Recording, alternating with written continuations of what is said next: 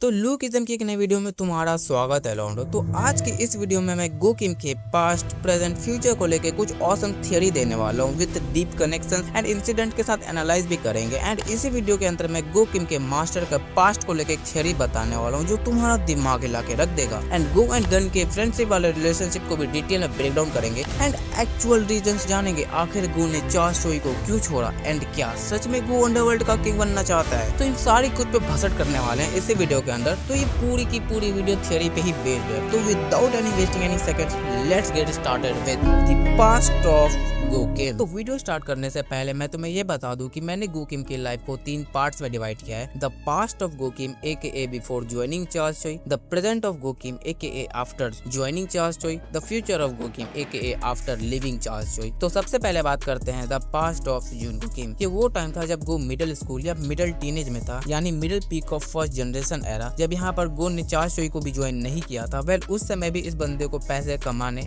पैसे छापने का लालच तो इसे बचपन से ही था। एंड यहाँ पर वो पैसे कमाने के लिए साइड क्वेस्ट करता था। वो अपने कजन एंड एनी स्ट्रेंजर्स की हेल्प करता था। और तुम समझ रहे हो हेल्प से क्या मतलब है मेरा, जिसके लिए ये बंदा हेवीली मनी चार्जेस पे लेता था। और गो को हमने ऐसा करते हुए वास्को की बैक स्टोरी में देखा था, जिसमें गो अपने कजन के साथ वास्को के पुलिस साले बैंट्रोक्स को मारने के लिए आता है। And end of this scene Goo का कजन गो को हेवीली पे भी करता है। एंड देन वास्को के बचाने के बाद उसी दिन गो मिलता है यूजीन और उसके भाई से, एज यूजीन ने उसे हायर किया था अपने पुलिस को मारने और उसे बचाने के लिए। जब तक वो वहाँ पहुँचता है तब तक उसके भाई यूसेंग ने अपनी पावर्स को अवेक करके अकेले ही उन सभी पुलिस को हरा दिया था। एंड इसी गो के कॉन्टिन्यूस लाइफस्टाइल और टाइम के अराउंड गो एक स्वॉर्ड मास्टर AKA गो अपने मास्टर से मिलता है, जो गो को mentally, physically, psychologically the world is fair और unfair and the most important thing weapon mastery सिखाता है। एंड प्लीज इस पॉइंट को याद रखना, आगे मैं इसमें डिटेल से एक्सप्लेन करूंगा। And don't miss out this part, this is the very important for next theory, so don't miss out. Now moving to the most important part of Goo Kim's life, obsession with money. Now अब आते हैं गो की life के important trade पर, उसके पैसे के प्रति इतना ऑब्सेशन क्यों। एज एनी कैजुअल रीडर सोचेगा बिकॉज गो एक ग्रेडी पर्सन है जो पैसे के लिए कुछ भी कर सकता है। और कहीं ना कहीं तुम लोग 50% सही हो। गो सिर्फ ग्रेडी नहीं है, वो एक माइंडफुल, साइकोलॉजिकल, ऑब्सेस्ड ग्रेडी है। सुनने में अजीब लग रहा होगा राइट, लेकिन समझो कैसे। हमें गो के एक्चुअल मोटिव्स का हमें इंचन आर्क में पता चलता है। जब जेम्स ली गो को मनी हंग्री और वीक बोलता है तब गो कहता है why you pick Kitae for the king of underworld. So ये हमें दिखाता है गो भी अंडरवर्ल्ड का किंग बनना चाहता है, या उतनी ही पावर होल्ड करना चाहता है जितना अंडरवर्ल्ड की किंग के पास है। और इन माय ओपिनियन गो पैसे से ऑब्सेस्ड नहीं है, पर गो जिस चीज से ऑब्सेस्ड है वो कहीं ना कहीं पैसे से लिंक्ड है। That's why Go wants a immeasurable amount of money to obtain his और फुलफिलिंग हिज अनवांटेड ऑब्सेशन। और यहीं पे गो का साइकोलॉजिकल मूव बाहर निकल के आता है। अगर तुम्हारे पास पैसा है तो तुम लोगों के चॉइसेस को कंट्रोल कर सकते हो, और अगर चॉइसेस कंट्रोल कर ली तो तुम उसकी जिंदगी कंट्रोल कर रहे हो। यानी गो के लिए मनी ओवर पावर नहीं है, गो के लिए मनी ओवर रियलिटी है। ये एक रियलिटी को शैडो आउट करता है उसके लिए मनी। और यही सिनेरियो हमें गो के एक्चुअल पर्सोना को दिखाती है कि आखिर गो का अंदर के थॉट्स क्या चल रहे हैं। और यही गो के एक्चुअल पर्सोना हमें दिखाती है, जो हमें इंचोनाक में हमें इसका थोड़ा सा परसेंट ही सही पर देखने को मिला। और might be here is the reason why so Go obsessed with money. और इस पर्टिकुलर पार्ट पे तुम्हारा क्या ओपिनियन है तुम मुझे जरूर बताना, और इस पूरे मेरे पॉइंट से तुम कितने परसेंट सहमत हो ये भी बताना। Now let's move on the most important factors of Goo Kim's past, Goo Kim's masters past. तो गोकिम के मास्टर्स का हमें लूकिज्म में कुछ थोड़े बहुत फ्लैशबैक से मिलते हैं, जहाँ पे हमें गोकिम के मास्टर को ऐसे दिखाया जाता है जैसे कि सो काम, philosopher, psychologically controlled and most important he was the strongest person. इस तरीके से हमें शोकेस किया गया है। एंड ऑफ कोर्स गो का मास्टर स्ट्रॉन्ग ही होगा because he is from pre generation era. And go के मास्टर के पास हॉरैंग स्वॉर्ड भी थी। तो ये सारी डिटेल्स हमें कैननली बताई गई है। नाउ अब बढ़ते हैं the relations between Goo Kim and his master. Here's मेरी थ्योरी स्टार्ट होने लग जाती है, तो ध्यान से सुनना। अभी तक गो के पास्ट के बारे में हमें सिर्फ फ्लैशबैक से दिखाया गया है चैप्टर नंबर 473 में, जहां पर गो वर्सेस बेसमेंट हर्ट की फाइट में गो अपने मास्टर्स की कही गई बातों को रिपीट करता है। एक तलवार इतनी भी कुछ खास नहीं होती, सब कुछ तुम्हारे सोच पर निर्भर करता है। अगर तुम चाहो और उस तरीके से सोचो तो एक टूटी हुई लकड़ी का टुकड़ा भी तुम्हारे लिए एक तलवार बन सकती है। उस समय पर हर टाइम बकतैतिया करने वाला गो सीरियस होकर ऐसी लाइंस बोलता है, लेकिन ये सब बोलते ही वो अचानक से रिग्रेट फील करता है कि आखिर उसे ये लाइंस नहीं बोलनी चाहिए थी और उसने क्यों ही बोला। और ऐसा ही कुछ हमें चैप्टर नंबर 527 में बताया गया है कि चार्ल्स चोई ने गन को कहा था जाओ जुनको नाम के बंदे को टेस्ट करो और उसे अपने प्लान में शामिल करो। और हमें एक और बात बताई गई थी, जुनको नाम का ये बंदा एक जीनियस है जो अपने मास्टर को हॉरेंग स्वॉर्ड से स्टैब करके भाग चुका है। Let me remind you guys, stab करके हॉरेंग स्वॉर्ड के साथ भाग चुका है और उस टाइम गो को देख के कहीं से भी नहीं लगा तो वो कहीं भागता या छुपता फिर रहा है। और अगर इन सभी बातों को एक जगह रखे तो हमें ये पता चलता है कि गो की बैक स्टोरी कुछ अच्छी तो नहीं रही होगी। नाउ अब स्टार्ट होता है द मोस्ट इंपॉर्टेंट और अवेटेड पार्ट, गो किम्स मास्टर्स पास्ट। नाउ एक क्वेश्चन, गो और उसके मास्टर का रिलेशन कैसा था? माय ओपिनियन अच्छा होगा और बुरा भी होगा। देखो तुम कमेंट में जाओ अपने फूल बरसाने, उससे पहले मेरी पूरी बात सुनो। देखो गो के पास्ट पैनल में हमें उसके मास्टर और गो की कन्वर्सेशन की फ्लैशबैक दिखाया गया, जिसमें गो का मास्टर गो को बताता है तलवार इतनी भी कुछ खास नहीं होती, वो वाली बात। उसमें गो शॉक होता है और रिस्पेक्ट और ट्रस्ट भरी नजरों से देखता है। ये हमें दिखाती है गो और उसके मास्टर के बीच की रिलेशन काफी ही अच्छी रही होगी। Like go shows him as a father figure character in his master. I am referring from Jiraiya Sensei from Naruto anime. But in current timeline, first affiliate arc में गो इन्हीं बातों को रिपीट करता है और वो रिग्रेट करता है। Then why he said that things and also refer करता है he was the old man and demon something. और इन पूरे सिनेरियो को देख के कहीं से भी नहीं लगता कि गो अपने मास्टर को रिस्पेक्ट कर रहा है या फिर उनको रिस्पेक्टिवली वाइफ ऑफर कर रहा हो। ये हमें बताती है गो और उसके मास्टर की बहुत ही बुरी रिलेशन रही होगी। नाउ तुम लोग कंफ्यूज हो रहे होगे, गो अपने मास्टर की रिस्पेक्ट भी करता है, रिस्पेक्ट नहीं भी करता है, आखिर वो करता क्या है? तो कंफ्यूज ना हो, मैं बैठा हूँ। यानी गो अपने मास्टर की रिस्पेक्ट करता है बिफोर एन इंसिडेंट, एक इंसिडेंट होने से पहले। गो अपने मास्टर की रिस्पेक्ट नहीं करता एक इंसिडेंट होने के बाद। तुम लोग बोलेगे वो कैसा इंसिडेंट है जिसने गो की पूरी लाइफ और पूरे पर्सोना को ही चेंज कर दिया? बने रहो, सब समझ में आएगा, जस्ट वेट। और अभी करंटली इंचन आर्क में हमें एब्सोल्यूट मास्टर के बारे में पता चला, जो कि वो बताता है एक हॉरेंग एक पूरी की पूरी एक क्लैन थी, राइट? और उसने ये भी मेंशन किया था जितने भी हॉरेंग क्लैन के थे वो सारे के सारे मारे गए। सो जस्ट थिंक, जो गो को एक वेपन जीनियस बना सकता है, जिसकी फिलोसफी इतनी टॉप नॉच है, जो लिटरली तुम्हें इस बात में मजबूर कर दे कि चीज को चाहो उसको तलवार बना सकते, बस तुम्हारे नजरिए पे डिपेंड करता है तुम उस चीज को कैसे देखते हो।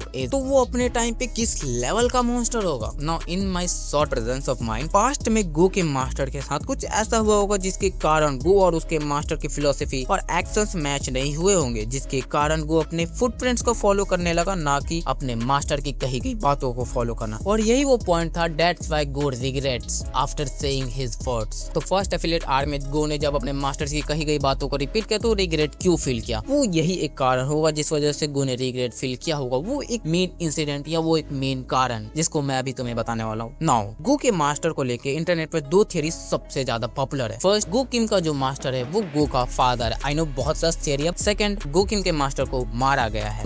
हम सबको पता है हर एक स्ट्रॉन्ग आदमी को मारा ही जाता है, गो किम के मास्टर को ही मारा गया। अब यहाँ पे मैं तुम्हें सेकंड थियरी के साथ लॉजिक देने वाला हूँ। So my theory Goo Kim and master. So अब मेरी थियरी यहाँ से स्टार्ट होती है, तो ध्यान से सुनना, यहाँ पे सब कुछ तुम्हें कनेक्ट होने वाला है। गो के मास्टर को 1 वर्सेस 1 में हराना it look like impossible. I mean सोचो, जो बोले बस तुम्हारे नजरिए पे डिपेंड करता है वो किस लेवल का ही जानवर होगा। और उसके पास तो हॉरेंग स्वॉर्ड भी थी। I mean it's just a nightmare for any character. तो जिसने भी मारा गो के मास्टर को, उसने कैसे डिफीट किया होगा इस जानवर को? क्योंकि अगर हम लुकिज्म सीरीज के one of the strongest character को मान के चले गैप्योन किंग, तो उसको भी मारने के लिए एक सिंगल बंदा नहीं, पूरी की पूरी प्लानिंग प्लॉटिंग लगी थी। सिर्फ जेम्स लीन अकेले नहीं मारा, जेम्स ली, किताई किंग और चार्ल्स चोई और एक बिग शॉट, ना जाने कितने लोगों का हाथ उसके पीछे है। ठीक है, तो इतने लोगों ने मिलकर प्लान करके गैप्योन किंग को टेक डाउन किया है। तो गो किम के मास्टर के पीछे भी एक सिंगल पर्सन का हाथ तो नहीं है। और अब यहाँ पे आता है गो किम के मास्टर का डेथ का actual reason, it's the betrayal. या बिट्रेयल का बहुत बड़ा रोल होगा गो के मास्टर को टेक डाउन करने के लिए। लाइक गो के मास्टर को बिट्रेयल और ट्रिकी मूव का यूज करके मारा गया हो या उसे टेक डाउन कर दिया गया हो। गो के मास्टर को बिट्रे किया गया हो उसके ही कोई क्लोज वन के थ्रू, बाय प्रेशर और बाय फोर्सिंग। उसके बाद गो के मास्टर पर अटैक किया गया हो कोई वेल प्लान्ड ग्रुप ने। ये सब प्लान करके like think 1 versus whole society या होल यामाजाकी। अब ना तुम लोगों के माइंड में एक और सवाल चल रहा होगा, व्हाई यामाजाकी? आई नो तुम्हारे दिमाग में आ रहा होगा, तुम डार्क क्रोकोडाइल सोसाइटी भी ले सकते थे, कोई और ग्रुप ले सकते थे, यामाजाकी ही क्यों? Here is the answer. Goo के मास्टर के पास हॉरेंग स्वॉर्ड भी थी और स्वॉर्ड पे लिखा था गॉब्लिन स्लेयर और डीमन स्लेयर। लुकिज्म में डीमन सिर्फ एक ऑर्गेनाइजेशन को ही बोलते हैं, नोन एज यामाजाकी। ये काउंटर कॉन्फ्लिक्ट दिखाती है और एक सीरियस कॉन्फ्लिक्ट है यामाजाकी वर्सेस हॉरेंग में। यानी जिस ग्रुप ने गो किम के मास्टर को टेक डाउन करने का प्लान बनाया होगा उसमें कहीं ना कहीं यामाजाकी ने भी भर के सपोर्ट किया होगा। अब तुम लोग अगेन बोलोगे, why Yamazaki should help this unknown group? Yamazaki उस अननोन ग्रुप की क्यों हेल्प करेगी जो गो किम के मास्टर को मारना चाहती है? The reason is Horeng sword, the black bone cutter and his master have some precious love day. Goo Goo Kim के मास्टर के कुछ पुराने लफड़े होंगे यामाजाकी के साथ, और होरेंग स्वॉर्ड डायरेक्ट काउंटर है यामाजाकी के बैकबोन का। The Yamazaki thought Goo Kim's master as a bigger threat, that's the reason Yamazaki ने हेल्प किया उस अननोन ग्रुप को जिसने प्लान बनाया होगा गोकिम्स के मास्टर के एग्जीक्यूशन का।